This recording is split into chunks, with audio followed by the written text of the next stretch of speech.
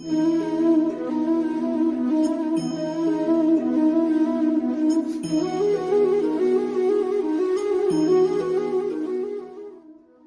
श्री कुंज बिहारी की, जय श्री राधा प्यारी की। हरे कृष्णा कृष्णा कृष्णा हरे हरे, हरे रामा राम राम हरे हरे। भगवत रसिक चैनल में आप सभी का स्वागत है। हरि के प्यारे भक्तों, आज हम जानेंगे कि महाभारत का युद्ध खत्म होने के बाद द्रौपदी और श्री कृष्ण के बीच में क्या बातें हुई। मगर ये जानने से पहले अगर आपने अभी तक इस चैनल को सब्सक्राइब नहीं किया है तो जल्दी से इस चैनल को सब्सक्राइब करें, ताकि नई वीडियो अपलोड होते ही आपके पास उसकी नोटिफिकेशन आ जाए और आप सबसे पहले उस वीडियो को देख सको। तो चलिए वीडियो को शुरू करते हैं। 18 दिन के युद्ध ने द्रौपदी की उम्र को 80 वर्ष जैसा कर दिया था, शारीरिक रूप से भी और मानसिक रूप से भी। शहर में चारों तरफ विधवाओं का बाहुल्य था। पुरुष कुछ ही दिखाई पड़ते थे, अनाथ बच्चे घूमते दिखाई पड़ते और उन सब की वो महारानी द्रौपदी हस्तिनापुर के महल में निशेष्ट बैठी हुई शून्य को निहार रही थी।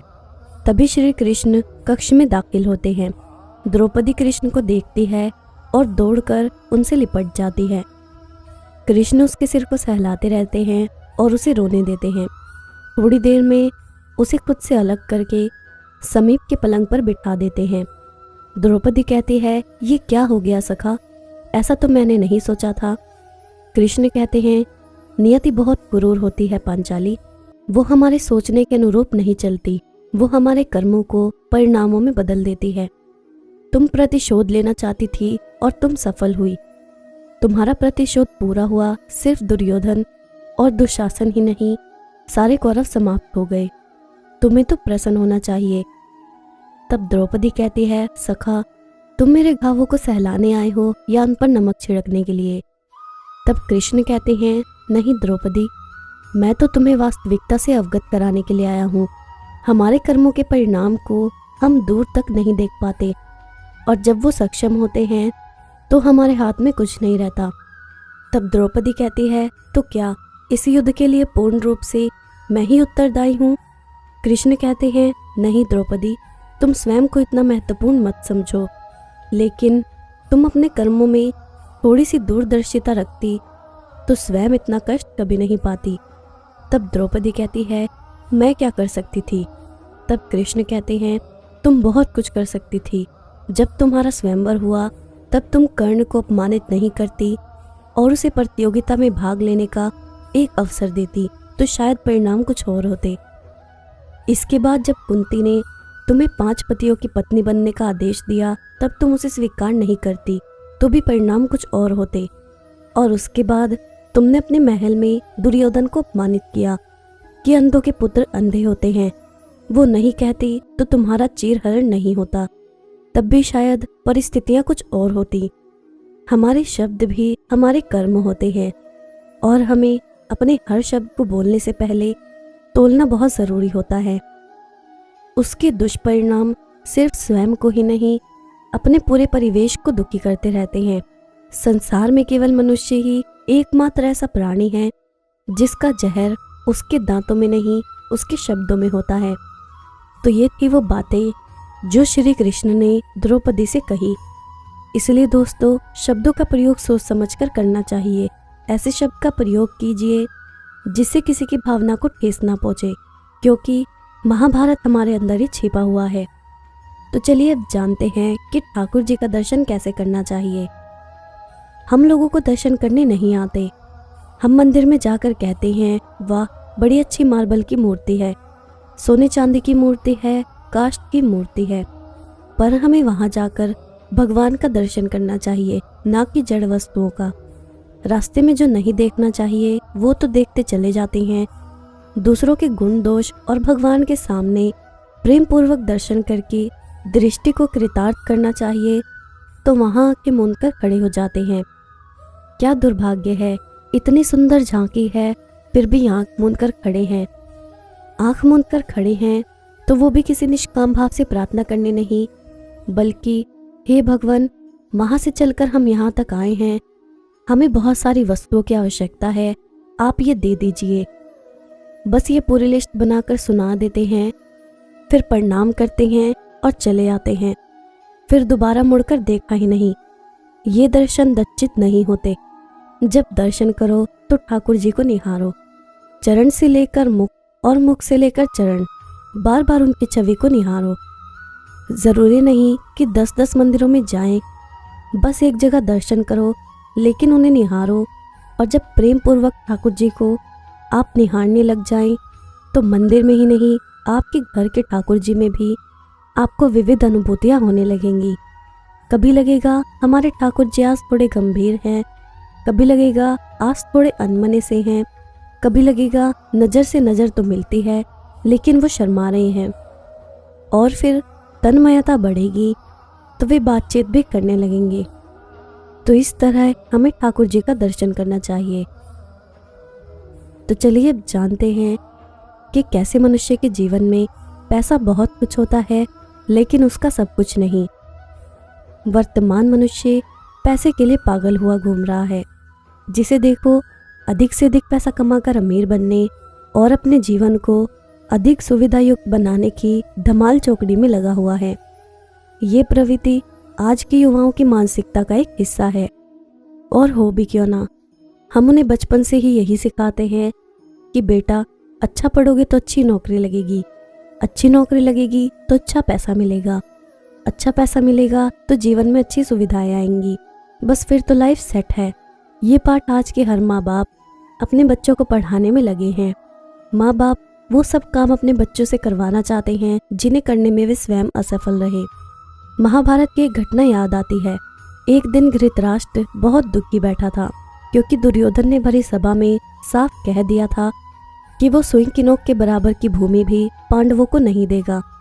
तब विदुर ने धृतराष्ट्र से पूछा, भैया पांडव और कौरव एक ही वंश के हैं, उनके गुरु भी एक ही हैं जिनसे उन्होंने शिक्षा पाई है, और हम भारतवंशियों ने उनमें बिना भेदभाव किए दोनों को ही सम्मान, स्नेह और प्रेम दिया है, फिर भी पांडव इतने विनम्र और सदाचारी हैं जबकि दुर्योधन इतना अहंकारी और क्रोधी है। ऐसा क्यों है? तब धृतराष्ट्र ने जो उत्तर दिया वास्तव में वो बहुत महत्वपूर्ण है। उसने कहा, दुर्योधन मेरी महत्वाकांक्षाओं का प्रतिबिंब है। जो मैं अपने जीवन में हासिल नहीं कर पाया वो मैं हमेशा दुर्योधन से प्राप्त करवाना चाहता था। मैंने उसे अपनी अपूर्ण महत्वाकांक्षाओं का विष पिला पिला कर पाला है। आज के माता पिता की स्थिति भी यही है। मनुष्य धन संग्रह के लिए रोज नई नई तिकड़म में लगा रहता है जिसमें उसके जीवन का एक बड़ा भाग हो जाता है। पैसे के लिए वो अपने परिवार और रिश्तेदारों से कटता चला जाता है। उसे मालूम ही नहीं पड़ता कि समय कैसे निकल गया। जब उसे होश आता है तब तक उसके लिए अपनापन खो चुके होते हैं। इसका मतलब ये बिल्कुल नहीं है कि पैसे का संग्रह नहीं किया जाए। पैसे का संग्रह किया जाना चाहिए, लेकिन ज़रूरत से ज़्यादा किसी भी वस्तु का संग्रह दुखदायी होता है। एक समय था जब एक कमाता था और 10 खाते थे, मोटा कपड़ा पहनते थे और सब बड़े ही प्रेम भाव से जीवन जीते थे। घर में सुविधाओं की वस्तुओं का अभाव था, लेकिन मानसिक शांति थी। छेना झपटी जैसी मानसिकता के कुछ ही उदाहरण मिलते थे। पिता के बाद परिवार में बड़े भाई को बाप के समान दर्जा दिया जाता था और भाभी माँ की भूमिका अदा करती थी। माँ भूखी सो जाती थी लेकिन अपने बच्चों को रोटी खिलाती थी। विपत्ति के समय में पिता बेटे के कंधे पर हाथ रखता और कहता कि सब ठीक हो जाएगा। लोग एक दूसरे से जुड़े हुए थे। हाँ, पैसा तो इतना नहीं होता था, लेकिन जीवन आसानी से और शांति से बसर हो जाता था। पैसे से ही परिवार और व्यक्ति सुखी हो सकता है, ये सत्य नहीं है। इस संसार में ऐसे अनेक मनुष्य थे जिनकी जेब में एक पैसा नहीं था, या कहीं कि जिनकी जेब ही नहीं थी, फिर भी वो धनवान थे, और इतने बड़े धनवान कि उनकी समता दूसरा कोई नहीं कर सकता। वैसे भी जिसका शरीर स्वस्थ हो, हृदय उदार हो और मन में पवित्रता हो, वही बड़ा धनवान है। स्वस्थ शरीर चांदी से कीमती है, उदार हृदय सोने से मूल्यवान है, और पवित्र मन की कीमत तो रत्नों से अधिक होती है। जिसके पास पैसा नहीं वो गरीब कहा जाएगा, परंतु जिसके पास केवल पैसा है वो उससे भी अधिक कंगाल है। क्या आप सद्बुद्धि और सद्गुणों को धन नहीं मानते? अष्टावक्र 8 जगह से टेढ़े थे और गरीब थे, पर जब जनक की सभा में जाकर अपने गुणों का परिचय दिया तो राजा उनका शिष्य हो गया। द्रोणाचार्य जब धृतराष्ट्र के राज दरबार में पहुंचे तो उनके शरीर पर कपड़े भी नहीं थे, पर उनके गुणों ने उन्हें राजकुमारों के गुरु का सम्मान पद दिलाया। हम कह सकते हैं कि यदि पैसे की हाय को छोड़कर अपने जीवन को सादगी और सरलता से जिया जाए तो वो जीवन को मानसिक शांति के साथ ढंग से जी सकता है, जिसका आज चारों ओर अभाव दिखाई देता है।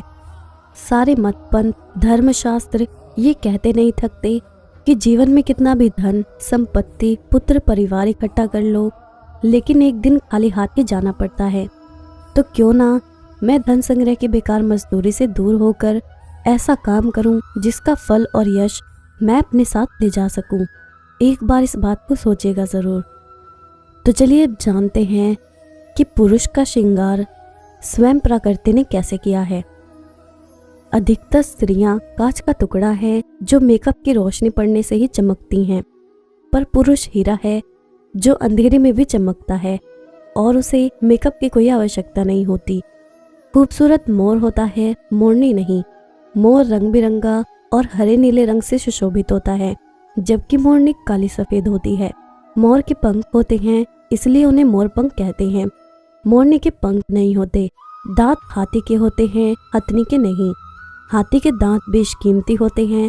नर हाथी मादा हाथी के मुकाबले बहुत खूबसूरत होता है। कस्तूरी नर हिरन में पाई जाती है, मादा हिरन में नहीं। नर हिरन मादा हिरन के मुकाबले बहुत सुंदर होता है। मणि नाग के पास होती है, नागिन के पास नहीं। नागिन ऐसे नागों की दीवानी होती है जिनके पास मणि होती है। रत्न महासागर में पाए जाते हैं, नदियों में नहीं, और अंत में नदियों को उसी महासागर में गिरना पड़ता है। संसार के बेशकीमती तत्व इस प्रकृति ने पुरुषों को सौंपे हैं। प्रकृति ने पुरुष के साथ अन्याय नहीं किया। 9 महीने स्त्री के गर्भ में रहने के बावजूद भी औलाद का चेहरा स्वभाव पिता की तरह होना, ये संसार का सबसे बड़ा आश्चर्य है, क्योंकि पुरुष का श्रृंगार प्रकृति ने करके भेजा है, उसे श्रृंगार की आवश्यकता नहीं। सभी पुरुषों को समर्पित ये कुछ बातें मैंने आपसे शेयर की हैं। अब मैं आपसे विदा लेती हूँ। अगर आपको ये वीडियो अच्छी लगी हो या आपको इससे कुछ सीखने को मिला हो तो इस वीडियो को लाइक ज़रूर करना और जितना हो सके उतना शेयर करना, ताकि अन्य भक्तों तक भी ये वीडियो पहुँच सके, और हो सके तो मेरे चैनल को सब्सक्राइब ज़रूर करना। जय श्री कुंज बिहारी की, जय श्री राधा प्यारी की। हरे कृष्णा कृष्णा कृष्णा हरे हरे, हरे रामा राम राम हरे हरे।